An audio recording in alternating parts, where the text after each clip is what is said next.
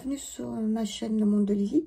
Aujourd'hui, je voulais vous présenter un petit oracle qui s'appelle l'oracle médiéval et merveilleux, qui a été illustré par Gulliver l'Aventurière et écrit par Julien Mi-Avril.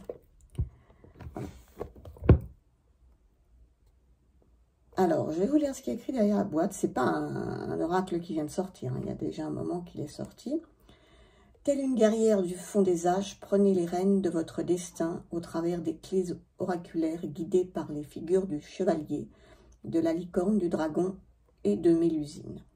Dans la lignée des troubadours, les poèmes de Julien Mi-Avril viennent ici soutenir la puissance merveilleuse de l'imagerie médiévale majestueusement sublimée par Gulliver l'Aventurière. Les messages divinatoires naissant de ces forêts de symboles dont sont chargées les cartes et les vers. Quelle meilleure voie, en effet, que la poésie, liée depuis son origine à l'expression du mystère et du sacré pour ouvrir aux plus hautes révélations. Laissez-vous ainsi gagner par la force symbolique, la splendeur mystérieuse et vibratoire de cet oracle merveilleux et médiéval, qu'il illumine votre chemin. Alors, le coffret comprend 40 cartes et un livre explicatif de 40 poèmes et messages divinatoires.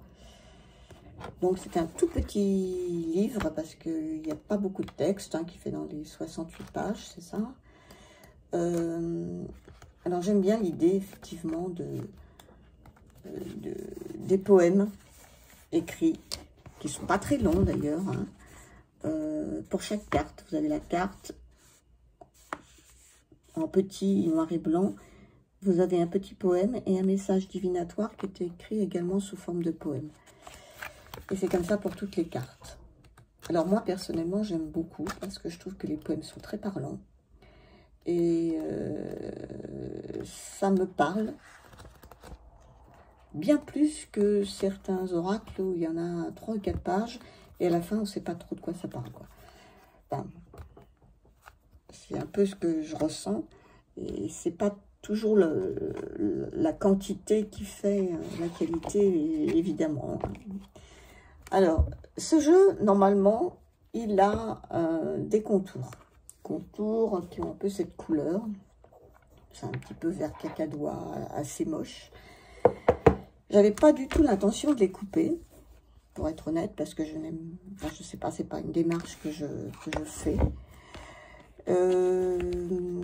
Mais j'ai reçu le jeu qui était dans un état, les cartes étaient complètement collées les unes entre elles, à tel point que, enfin ça arrive, hein, quand il y a les contours dorés, c'est quelque chose qui est assez fréquent, mais là c'était à un tel point que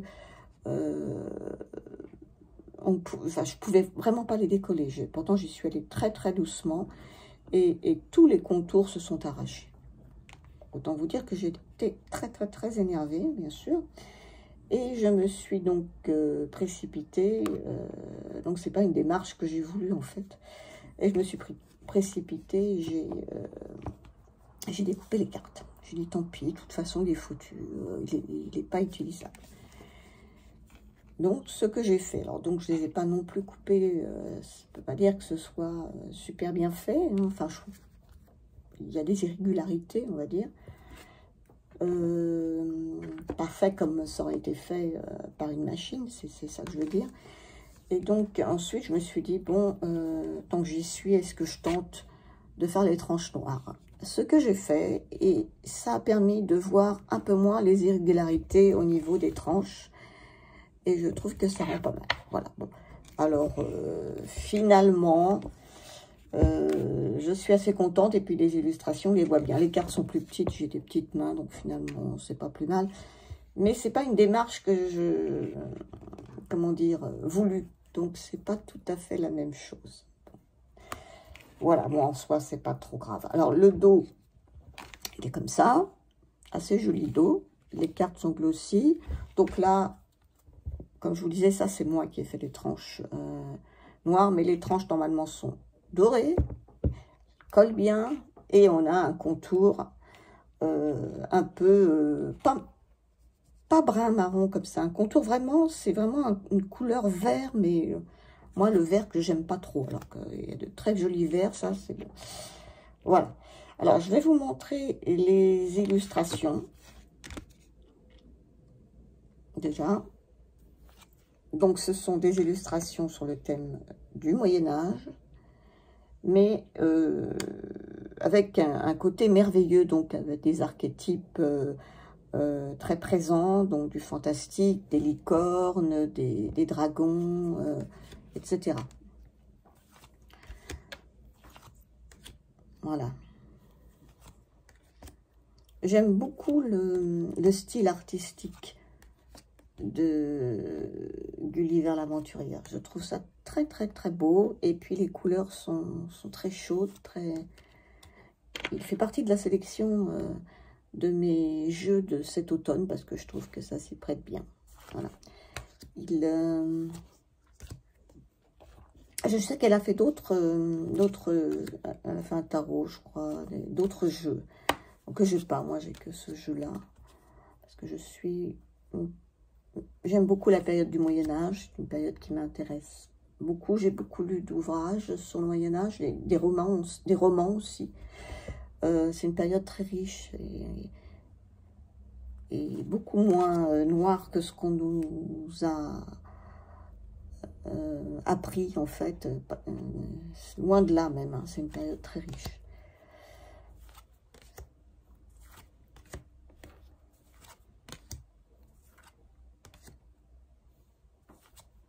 Je vous laisse regarder. Voilà. Alors, il n'y a pas beaucoup de cartes, mais bon, ça va encore, hein, 40 cartes, c'est...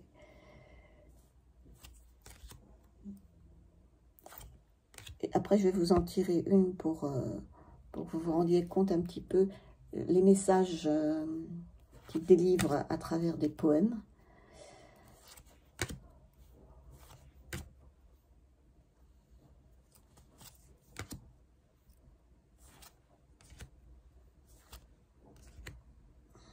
J'aime beaucoup cette carte. Je les aime toutes, en fait, mais bon, je les trouve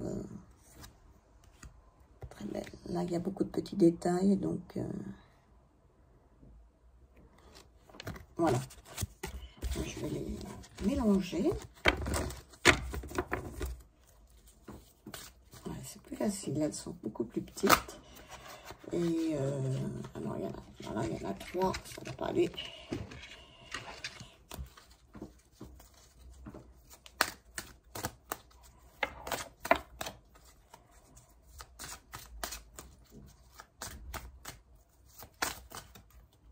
Bon, il y en a 2. Bon, on va y aller 2. Voilà. La première, c'est le labeur. Il y en a 2 qui sont venus, je vais lire les 2, il n'y a pas beaucoup à lire, hein.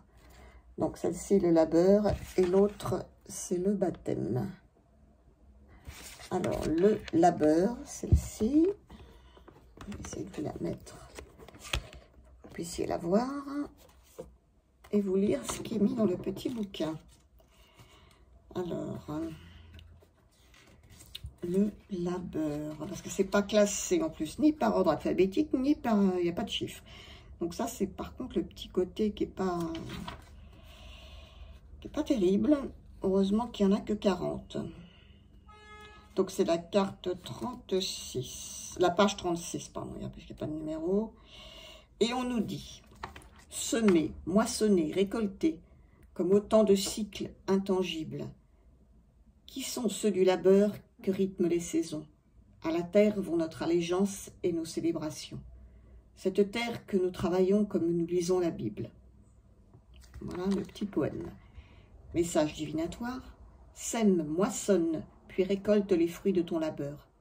Que ta tâche soit de légèreté plus que de pesanteur. N'attends d'autre récompense que celle que tu auras conquise, par la force de ton travail et par ton entremise. Voilà, vous voyez, il n'y en a pas des tonnes. Et pour moi, je trouve que c'est très parlant. Voilà. Et après, on se plonge un petit peu dans l'illustration. On peut aller au-delà de ça. Là, on a la carte baptême. Alors, baptême. Où est-ce que c'est?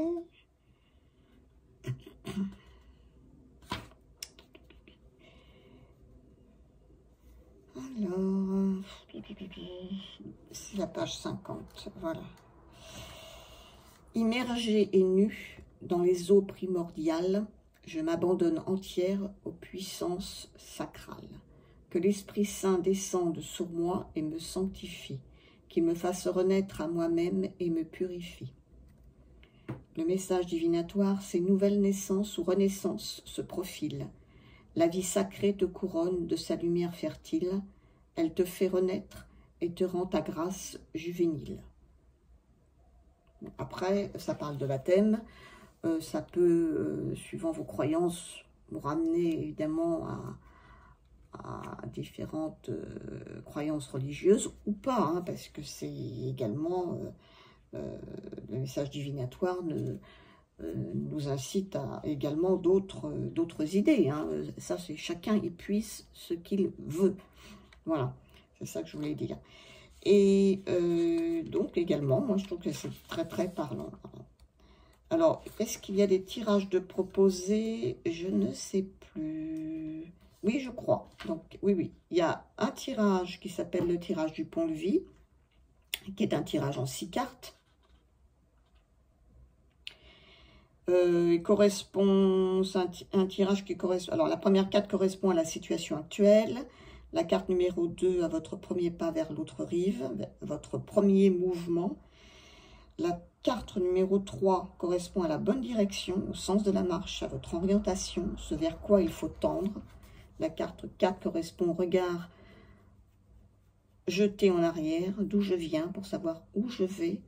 La carte 5 correspond à l'autre rive, à l'aboutissement et à ce qui se cache derrière celui-ci. Et la carte 6 correspond à l'obstacle, qui risque de nuire à votre mouvement. Après, il y a le tirage de la lune, qui est un tirage à une carte, et qu'on vous conseille de faire plutôt le soir, pour laisser un petit peu, il y a cette idée de laisser infuser, tout ce qui vous est venu en tête, et laisser infuser dans la nuit, comme on dit, la nuit porte conseil. Et le tirage du phénix, qui est un tirage à 3 cartes. Et là, qui vous demande, avec la carte numéro 1, elle correspond à la situation qu'on souhaite voir mourir. La carte 2 correspond à ce qui accompagne cette renaissance. Et la carte 3. Et la carte 3 correspond à notre métamorphe profonde, notre renaissance. Il y a également le tirage de la route de l'année, qui est un tirage à 9 cartes. Voilà. Donc, je crois que c'est à peu près tout ce que j'ai à dire. Il y a évidemment un mot de l'auteur, un mot de l'illustratrice, des remerciements. Et voilà, donc je trouve que c'est un oracle très sympa.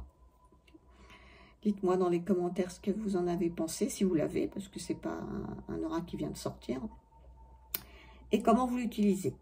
Voilà, je vous remercie, puis je vous souhaite une très très bonne journée.